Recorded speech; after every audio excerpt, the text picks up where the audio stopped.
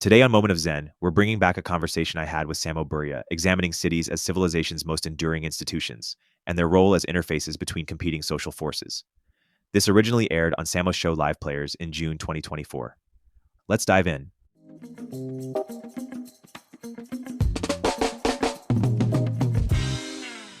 Great. Well, Yeah. please, let's get into it. So I've been thinking a lot about the nature of cities in defining and shaping and being shaped by human society for almost a decade. One of the most striking features of the city is that it is the longest lived of all human institutions, if we consider it an institution. A city might stay in the same location through 5 or 6,000 years of history. And we don't have anything else with that kind of staying power. Now, of course, some of it is geography. You might just have people settle at a particularly good harbor, or you might have people start a settlement because of mineral deposits or because the area is a key defensive chokehold or defensive point, defensible fortress, right, on the boundary of something. I think, though, that the deepest argument for the persistence and the sort of deepest explanation for the persistence of cities isn't the physical geography of nature, but rather the social geography of human society. People go to cities almost tautologically to be near other people. So, no matter what kind of concentration of capital, knowledge, military power, religious authority, anything you can think of, is going to require the co-location of lots and lots of people because they have to be close, they have to work together. Also, cities at the end of the day are an interface layer between radically different institutions, right? If you consider a medieval city, a medieval European city, you might have the Guild of Craftsmen interact with both merchants and the nobility living outside the city that has a residence in the city. You have peasants who are sort of escaping the countryside to be laborers in the city, and they if they can stay in the city for a year, their feudal obligations are gone. You'll have you will have the prostitutes' quarter, like this whole stack of society. There's a microcosm of society physically co-located within this constraint of medieval city walls. It's in a way chaotic, but it also means that cities are a kind of meta institution, right? No matter what institutions exist in your society, they benefit from functional cities, and there is immense detriment to dysfunctional cities. There's a high cost that's paid. So much, I've used the metaphor for a civilization of composed of many trees, many social institutions, but a forest or an ecosystem might persist. It's telling that this metaphor works for the city as well. You might have a total transformation of religion, like happened with late antiquity, where the temple of Jupiter Optimus Maximus is abandoned, left to decay for a few years. Eventually, its marble is harvested to build new churches. And someday, on the same exact site, a totally new cathedral might come to be. The Roman religion, very different than the late Roman Christian religion, but still the location's preserved. The street coordinates of where you are in a city are essentially the coordinates of where you are in society, right? Desirable spots tend to remain desirable, even though that can change. Prestigious spots, places of political authority or centers of political authority persist. And this way you can slot out one institution, replace it for another, but the city continues.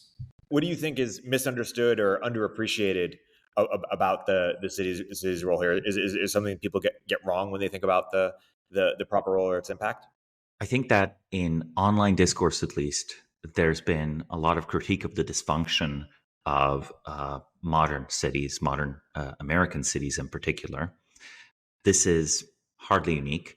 Most of 19th century literature was talking about cities, how they're like, dens of crime, of vice, of corruption, of inefficiency, of, mass exploitation, etc. but the society was undergoing a great golden age at the same time, in the sense of an expansion of industrial production, rapid advances in technology. These were ascendant countries, right? The Paris and London that were super critiqued in the 19th century, these were ascendant cities, not descending cities. Now, this is not to say that some cities aren't in decline, genuinely in decline. But I think that whenever you hear of something extremely important or dynamic happening, and at the same time, something awful happening in the very same place, that's not necessarily a sign that the bad will outcompete or crush whatever positive or good is happening there. I think that cities are often places where all the best things you hear about it are true, and all the worst things you hear about it are true. And there's a bunch of mechanisms in which like dysfunction can get sort of sorted to a part of the city, but not spill over into the other part. Now, this isn't always sustainable, but I think people like to have like simple rise or decline stories. And the uncomfortable truth is that often something can be going very, very well in a city, and something else can be going very, very badly. Here's a question I asked you. I remember at Hereticon a couple years ago, I tracked you down and asked you, why are cities often left wing, or why do they often have democratic leaders in power? How does that happen? Well, I don't recall the exact answer I gave then, but it's still a very good question. So, to answer it sort of directly, I think that there's a sort of specific explanation and a general explanation. I think the specific explanation is that the Democratic Party has a 20th century legacy of optimizing for cities, right? The sort of Tammany Hall sort of political machine model where you basically distribute patronage and exchange blocks of people, be they unions or like ethnic blocks or whatever, they vote for you and keep you in power. That's still in the DNA of the US Democratic Party. There's still cities that are run this way. There are cities that basically the city budget has become the Democratic Party's budget. I think that, this has been reinvented even in places without such a history. I think in San Francisco, there's absolutely massive taxation on huge wealth, right? On a huge amount of money generated by the tech community, redistributed into city government. And it's not even that the employees of the city government are themselves Democratic Party operatives. It's that all of that money is privatized in a way and given to a huge nonprofit complex. And this actually makes the San Francisco Democratic Party very powerful within the California Democratic Party. And in turn, the California Democratic Party is very powerful in national politics. So it's sort of this case where, someone who might seem like a failing politician that, screwed up a city, actually, maybe they're a super successful politician. They've redistributed money to their political allies and they'll be rewarded by being promoted upwards. So the flip side of this, though, is that sometimes useful things get done. I think less so in recent years than they once did. But historically, this was the kind of operation that would cut through red tape, not create red tape. If you wanted to construct an extra mile of subway, some regulations got in the way. There was a productive kind of corruption where, since it's a construction company, the mayor might be associated with, well, maybe pressures applied here and there, and any sort of regulatory barrier to finishing the construction project is swept away for like 10 or 20% fee. In the America of the 2020s, where a mile of subway costs $1 billion, clearly this is no longer cost-effective corruption, right? And maybe we should hope for cost-effective corruption, because this sort of mass redistribution and appropriation of public funds, for basically enriching political allies has really broken down. So it's very difficult to politically defeat that. It has a functional variant where you're building lots of, public infrastructure, and a dysfunctional variant where you're raising ever more money to solve problems that never get solved, like, for example, San Francisco homelessness, or crumbling infrastructure in New York, right? Or insufficient infrastructure in New York. But I think it's also a little bit the Republican Party's fault. I don't think the Republican Party in the 2020s offers anything to Americans living in cities. It promises, in theory, lower taxes. This is great, but they do not do anything to make cities livable. They have no positive program of elect us and we'll do something for the city. At best, they can offer being tough on crime. But you know what? A moderate Democratic Party candidate, can decide to be tough on crime too. Honestly, I think a tough on crime Democratic mayoral candidate is just really hard to beat. Like, I think that just is something that people, regardless of party affiliation, want currently.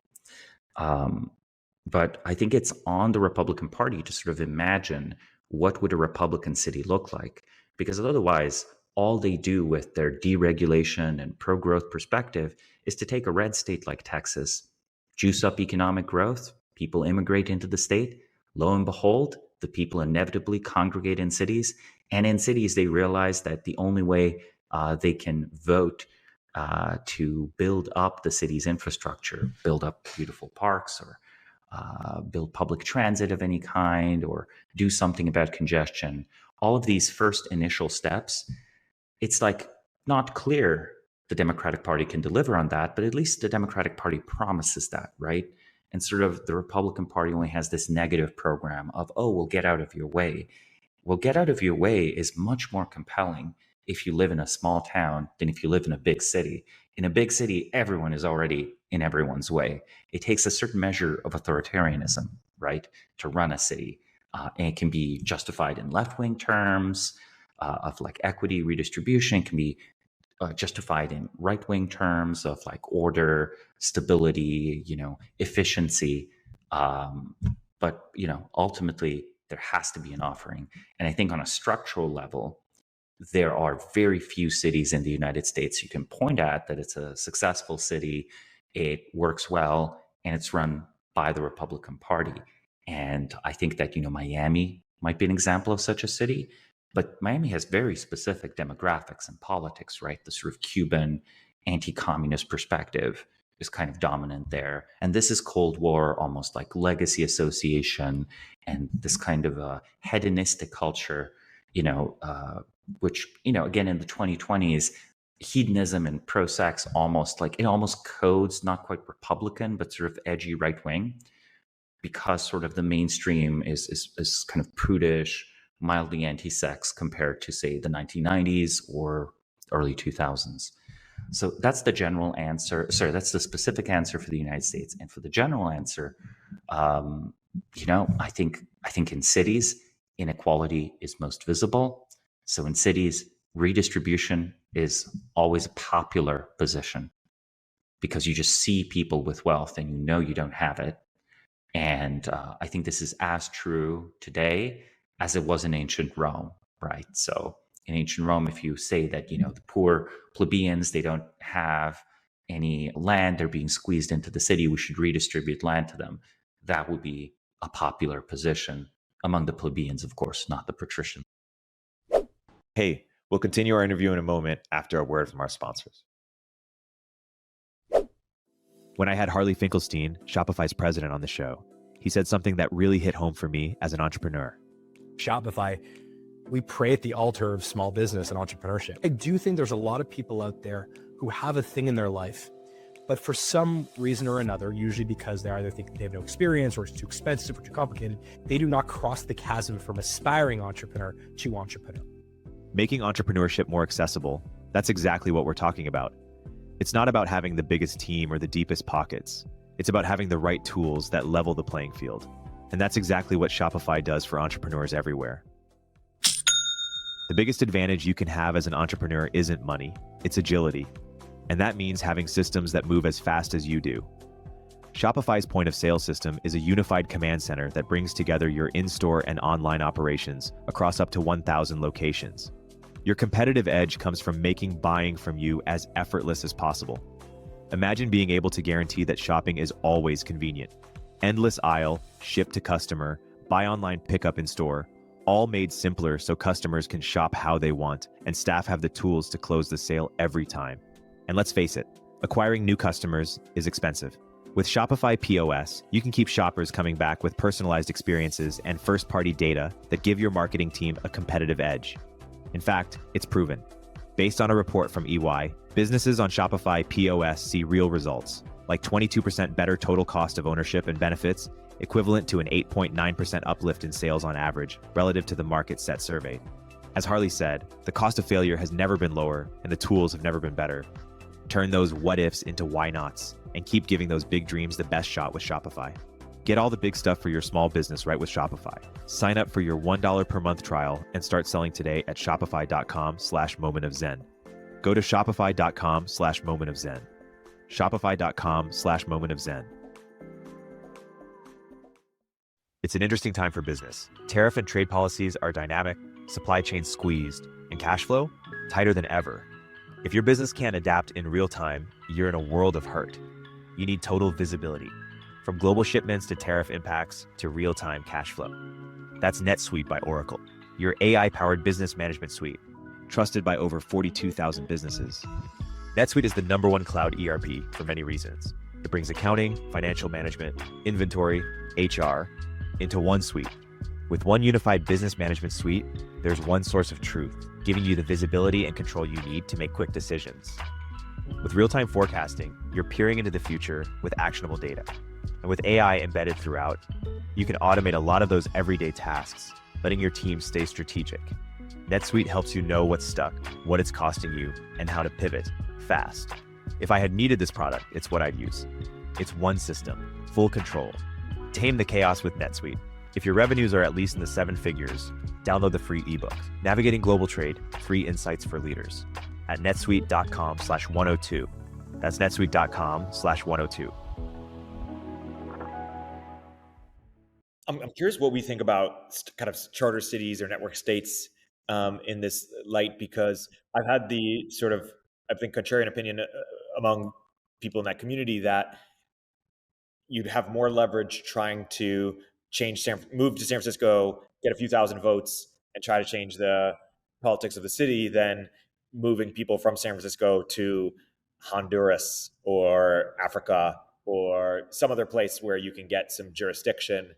In the similar way that Elon, just took over Twitter or bought Twitter, as opposed to starting a new Twitter, which is very difficult once network effects have really taken over, which in cities, have habits. It's hard to move people. As we found out, I moved to Miami for 2 years.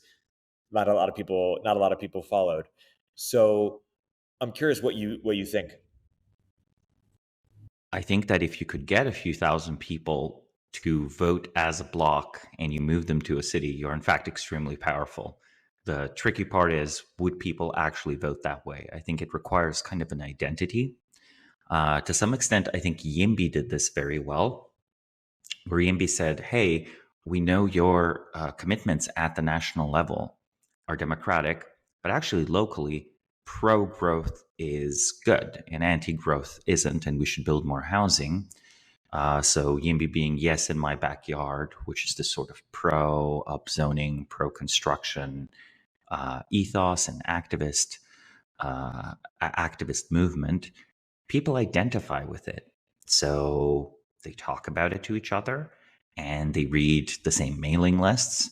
And when it comes time to vote, they know what the YIMBY endorsed candidate is. So in other words, to move to a city, I think there's no coherent sort of coordination mechanism.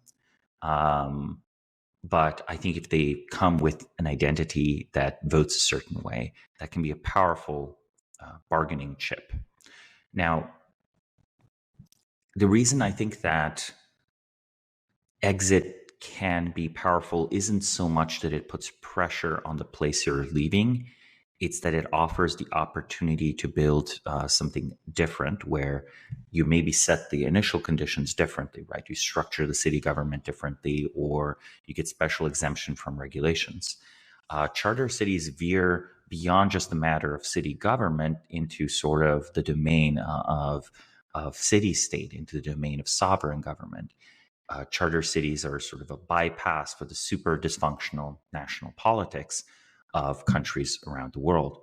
And for a place like, say, Nigeria, or for a place like Central America, I think a charter city, if well structured, where it provides public law and order, because, like, again, let's remember, it takes Bukele-like measures to, say, defeat drug cartels, right? If drug cartels are endemic. So there is, again, like I want to point out, there's an authoritarian aspect of maintaining public peace and order. This is also as true of ancient Rome or Greece of Athens as it is of today, or as it is honestly of modern New York City. And then perhaps you have favorable pro-growth regulations where it's sort of this economic growth is racing ahead to spin up the flywheel of lots and lots of people migrating to the city because it's manufacturing a lot, because living standards are high, because the streets are clean, there's no crime, you can make a lot of money. That sort of a flywheel is sort of how New York and Chicago blossomed and grew in the late 19th century and the 20th century to the sizes today. Nothing prevents that from happening in, say, Honduras, if you had, say, migration from a wider region, a wider Spanish-speaking region. And in Nigeria or Africa especially, we know huge cities are going to happen. We know because there is still an ongoing population explosion. Most of the planet is old. Africa, sub-Saharan Africa, is sort of the only very high fertility part of the world left. I mean, there are a few small exceptions, like literally Afghanistan and I think Iraq. But in Africa, we know millions of people will move to cities, and there'll be many cities with over 5 or 10 million people. So if you know inevitably cities are happening just because there's a vast population pressure, farming doesn't make sense, people need and want jobs, jobs are found in cities, and any sort of industrialization would happen in the coastal areas of Africa because that's where it's easiest to ship goods onto the world market.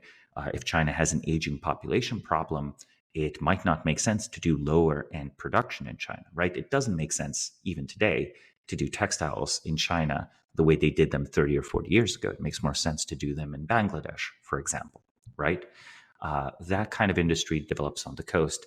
So as you have this huge population explosion in the hinterland, people move to the coasts for work. Also, human beings just love living next to the sea or the ocean. Worldwide, you look at it, something like 70% of urban population is coastal urban.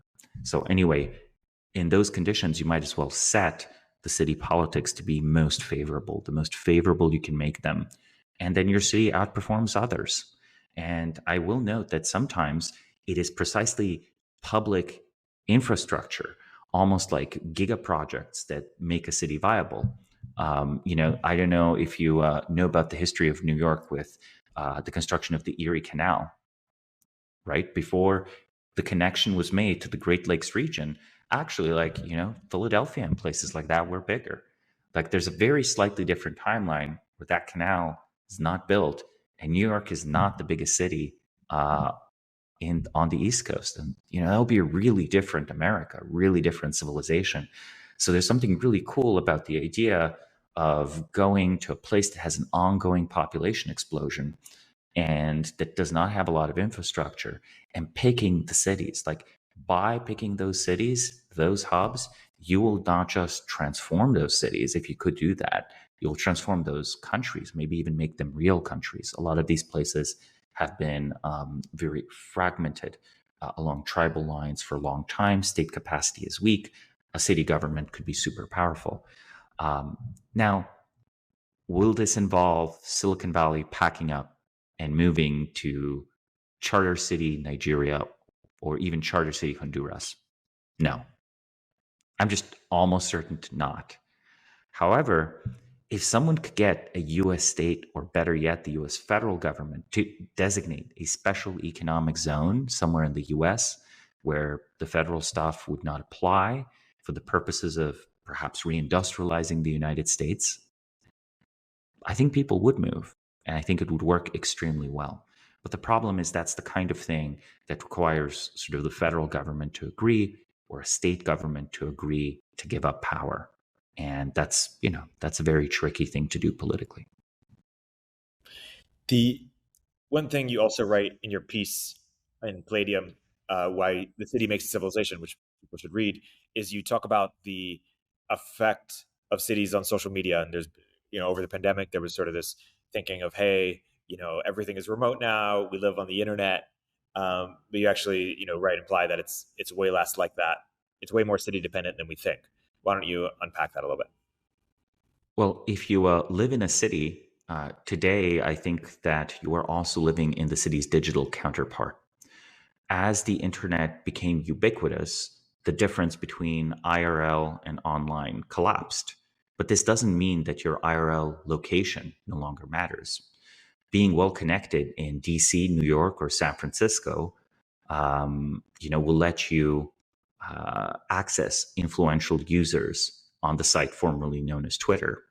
And just DMing random people, if you're big on Twitter, even if they're prominent people, still works surprisingly well in those cities to meet new people. So what you have is this digital flywheel between social media, which people have used to keep in touch with their friends, and then meeting in person.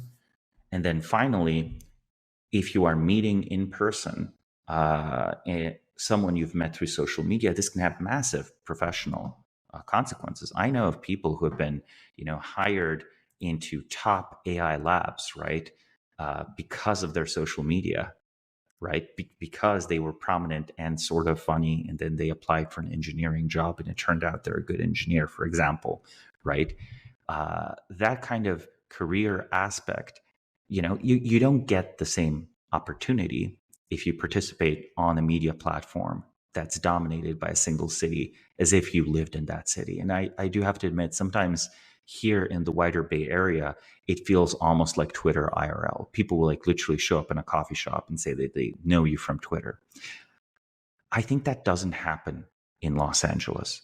Or rather, people in Los Angeles will know you from Instagram or maybe TikTok or maybe YouTube, which again makes sense because the dominant industry of the city is sort of fame, right? It is the entertainment world, film, TV, music. Everyone in the city also, is famously beautiful. So status is accrued not by being, verbally witty or knowing, the right obscure technical facts. The status is conferred by being hot, and you then compete on that on social media as well. Now, to be clear, I'm sure that even in San Francisco, more users use Instagram than, say, X.com. However, I'm talking here about sort of the elite strata of that city. And, I think we can map this worldwide where every single prominent city has sort of an industry that's dominated by this or that social media. And note, when I said that the flywheel goes both ways, if a major account sort of likes you and promotes your stuff, that's a good way to become a major account, whatever kind of influencer you are. So really, Los Angeles dominates the lists of top Instagram accounts. You're basically far more likely to run into a well-known influencer there than anywhere else. There's sort of this self-fulfilling prophecy also of where does your industry live? And different industries and different professions are represented differently in the online world. Hey, we'll continue our interview in a moment after a word from our sponsors. Hey everyone, Erik here. In this environment, founders need to become profitable faster and do more with smaller teams, especially when it comes to engineering. That's why Sean Lanahan started Squad, a specialized global talent firm for top engineers that will seamlessly integrate with your org. Squad offers rigorously vetted top 1% talent that will actually work hard for you every day.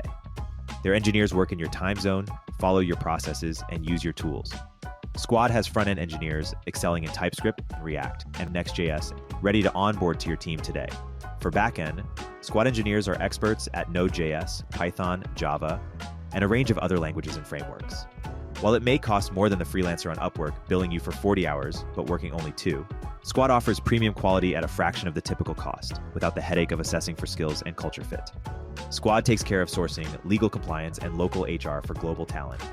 Increase your velocity without amping up burn.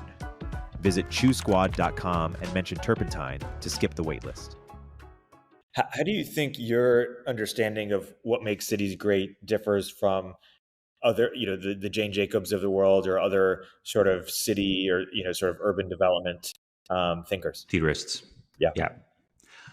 I think that I tend to view cities as profoundly a mobilization or an expression of society, where it seems to me that the very political structure of a government often reshapes the city profoundly. I think that if you see a grid layout at any archaeological site anywhere in the world in its history, you know there is a central authority mandating that grid layout. Meanwhile, if you have a more natural layout that's, with these snaking little alleys and like chaotic buildings and so on, then okay, perhaps there is no city authority that's strong enough to do so. And, the grid layout is visible, of course, in modern American cities and many modern developments because it's very, rational, easy to administer. But it is something that has to be imposed. And I think you can sort of measure government strength through that way.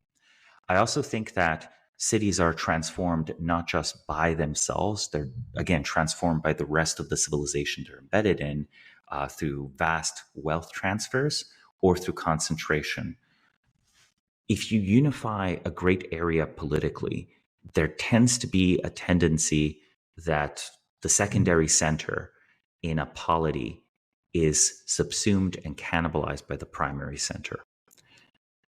Over the course of, the conquests of Rome, of the Western Mediterranean, there were many cities developed, but never again was there a rival to Rome in the Western Mediterranean like Carthage was. You basically have one administrative political center, and even for economics, agglomeration effects benefit. Even in the Eastern Mediterranean, where you had a far greater economic and cultural basin, like in the Eastern Mediterranean, they say never assimilated people into the Latin language. Greek remained the lingua franca there. Alexandria's decline began straightforwardly with Roman conquest because its cultural importance was gone. The institutions the Ptolemies supported, including the Library of Alexandria, persisted, but because the work of maintaining an ancient library isn't in collecting scrolls, it's in replacing scrolls as they're destroyed. You have to hire people to manually copy them, right? Or they crumble. Papyrus is just not a very durable material. Parchment is not very durable either. The result is the intellectual aspect goes away. And anyone who's truly maximally politically ambitious will no longer stay in Alexandria, right? They'll go to Rome. Even if they're Greek, right, of Greek birth, they will go to Rome, try to get Roman citizenship, try to be on the good side of the patricians, try their hands at various positions in the Roman state. So I think over time, if you have this kind of political unification, secondary cities tend to vanish. And if you look at Europe, this seems true, right? A long unified state like Russia, it has St. Petersburg, which, by the way, is a formal imperial capital, but really it's all about Moscow. And if you look at France, which is an old nation state, it's all about Paris. And every decade and every century, it becomes more about Paris. So it's this self-fulfilling thing. The few large European countries that have a diversity of cities that matter are countries like Germany and Italy. Germany and Italy only unified at the end of the 19th century, right? And, of course, Munich and Frankfurt and Berlin and all of these cities sort of matter. And it's hard to point out to the one city in Germany that matters because unification is so recent. But for example, if you look at something like Austria, it's clear only Vienna matters because the Habsburg realms in particular were unified for a longer time. China has had a very similar dynamic in its history. The sort of main reason China doesn't have one mega city is that the Chinese capital has moved so much historically, right? It moved in dynasties that were basically fighting the Mongols and the Huns and other historical people like the Manchu, etc. Those dynasties tended to have a capital more north. Meanwhile, dynasties that were not concerned with frontier security tended to have a southern, sometimes even inland capital. I do think that in, say, modern conditions, when a country's population growth is explosive, you can have more than one industrial center develop. When there's the first time, when you first have a massive rural population that starts industrializing and moves to the cities, in that first wave, many centers will come to be. I think that's what happened, honestly, with the United States, just that in the United States, instead of people moving from like the American countryside into American cities, which by the way, today is happening. America is more urbanized today than it ever was. It was people from like, the countryside of Eastern Europe or the German countryside, right? There were people like going from Poland and Russia and coming over, going from like rural Sicily and coming over to New York City. That was also not just an immigration event. It was a urbanization event. These were people that did not live in cities. So people who lived in London or Paris, those are not the people that would move to New York, right? There were actually people who lived nowhere, a small village, a small coal mining village in Wales or a small farming village in Ireland. They're like, should I move to London? Well, my cousin moved to New York. I'm going to go to New York, right? So that's sort of the dynamic that's at play there. So the United States actually is unique for now because it has a diversity of cities. But one of the more contrarian predictions that I would make on the basis of this model of cities as these avatars, embodiments of the broader society is that, I think Washington, D.C., and this might strike Americans as dystopian, in the grand arc of history, I think Washington, D.C. will evolve to be America's Moscow. It'll evolve to be eventually the most important political city, military city, eventually media city, and so on. It might be overshadowed by, say, San Francisco if technology continues to be this central. But I note that currently, government offices are not packing up and leaving DC to go to SF. Rather, major technology corporations such as Amazon and Microsoft have created big headquarters in DC. And the recent pivot to American dynamism in Silicon Valley, which of course I support, I think a revitalization of American hard technology is necessary, and the military is a great client. But guess what? As soon as you're making the military your client, sure, you might want to recruit engineers and capital in San Francisco, but unless you're living in DC, good luck with sales. Like, good luck convincing the Pentagon guys to buy your drones rather than buy Raytheon drones. And again, Amazon, Microsoft, they do big deals with the government to provide cloud computing services. I predict, OpenAI will eventually also have an office in DC, unless there's, Microsoft preempts them by basically offering, repackaged. Here's the joke: Microsoft's AI services are an OpenAI wrapper. So, but Microsoft has one of the best sort of lobbying efforts of any software company, kind of as a result of them getting burned so bad by antitrust in the 90s and early 2000s, but also because they were one of the first companies willing to do work for the US military, right? So you can see the mechanism where even DC might become not the primary tech center, but a secondary tech center, right? There's an Amazon HQ, all of this stuff I mentioned, that could happen. DC continues to be one of the faster growing American cities in raw population. And, the US government is what, 50% of GDP, the federal government? So really, I think that, that city, I think it's always a boon. It might be a bad sign for America, but it's sort of like, no matter whether it's a bullish period or a bearish period for the stock market, it's always bull market for government hiring in DC. Like, I don't think you you ever really have. Like, the worst that can happen is that all the Democrats get fired and all the Republicans get hired, or all the Republicans get fired and all the Democrats get fired to like these government positions that are by appointment. Side note to that end, if Trump wins, do you expect a radical change in sort of government staffing? What do you think about You know what? If Donald Trump pulled a sort of a Tsar Peter the Great move and declared that, the boyars of Moscow have become, too dysfunctional, they're too uppity, they don't have the interests of the country at heart. We need to modernize, so we're making a St. Petersburg and leaving all of these powerful elites behind, and all the government offices are going to St. Petersburg, and when I have the best shipyard, tremendous shipyard, we're getting Italian architects to build beautiful neo-Renaissance buildings. I mean, the joke here writes itself, right? If you did something as radical as produced another federal city somewhere in the United States and just started moving bureaus there and left all the bureaus you wanted to disempower back in DC, that wouldn't drain the swamp. That would sink the swamp, right? Like, you can do a government reset that way. But, I don't think he's going to do that, even if you could have beautiful Trump hotels in the new capital. And related to that, that's why I think that he is ultimately not going to fire that many people.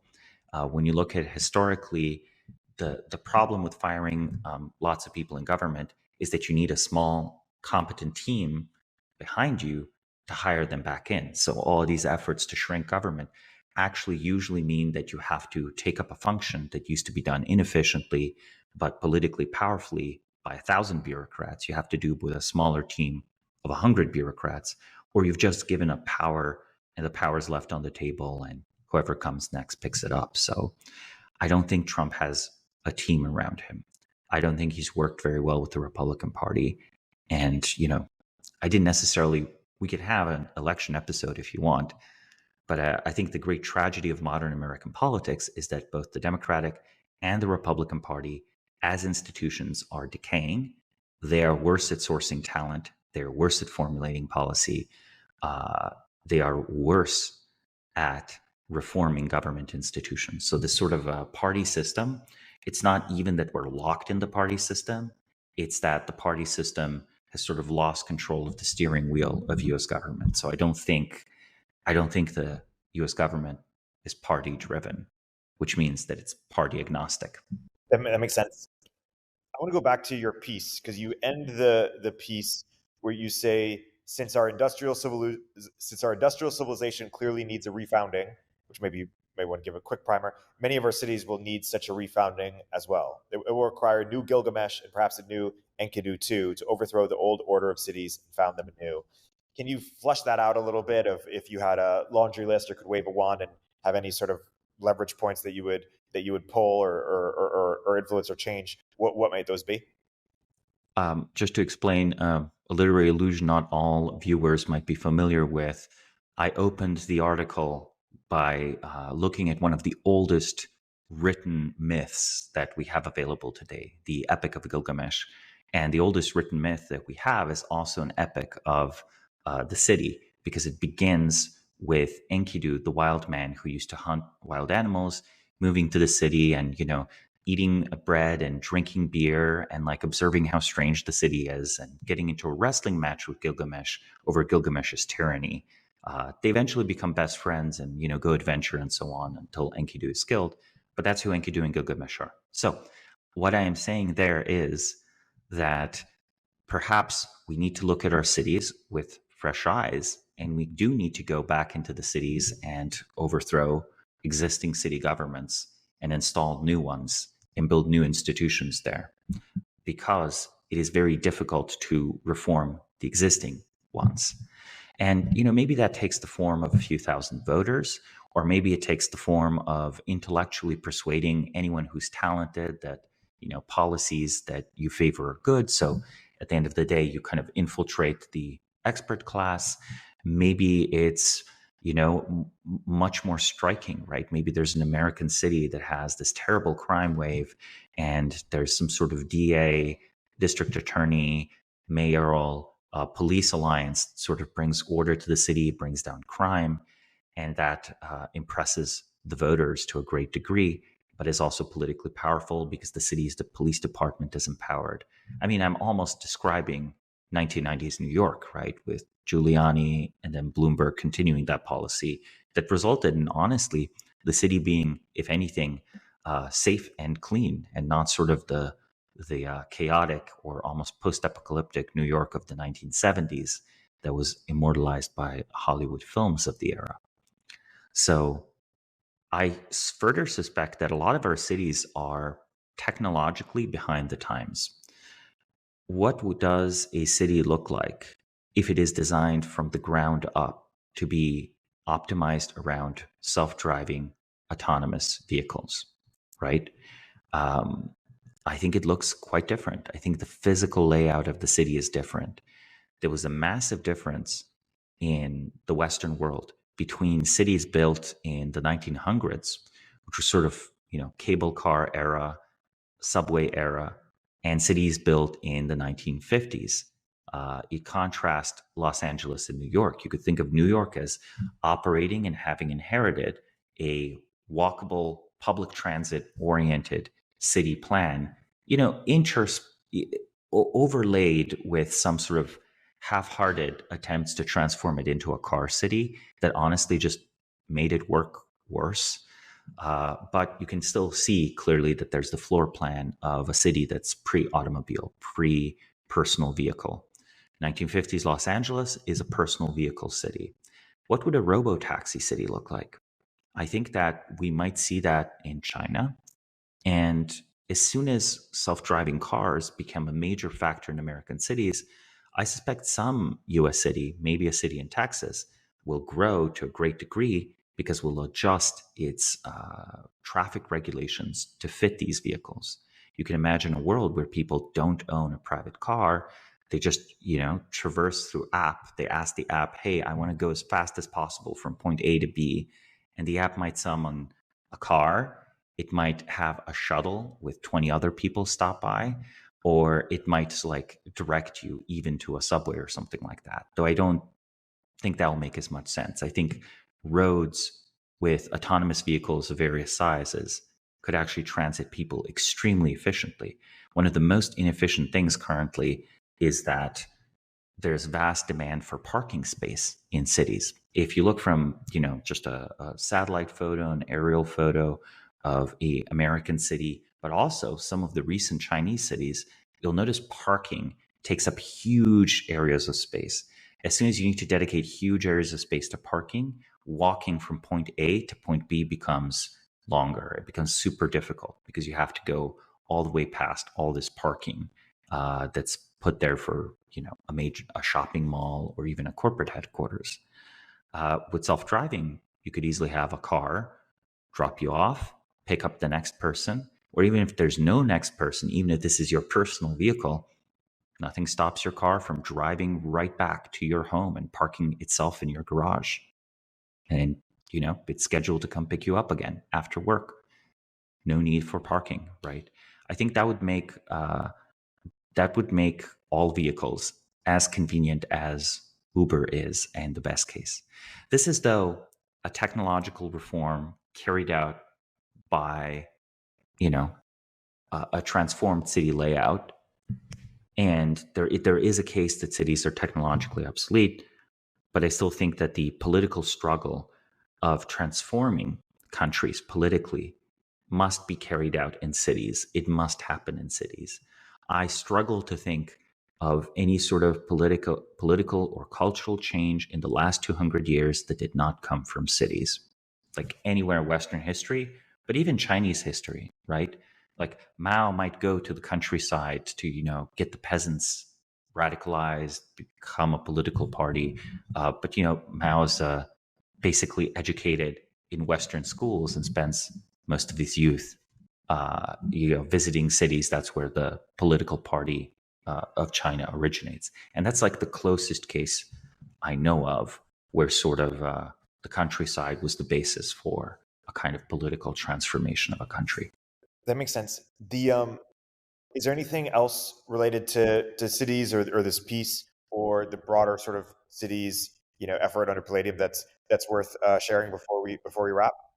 Well, on June 21st, Palladium magazine will be releasing issue 14. In this edition, the title is Great Cities. It focuses on reimagining the American city and on the political, social, and cultural problems in those cities and their hopefully bright future. So I encourage listeners and viewers to subscribe. If you want to get that edition, you're still in luck. There's still time. Awesome. Well, let's wrap on that. Samo, as always, a great conversation, and until next week. Until next week. Thank you, Erik.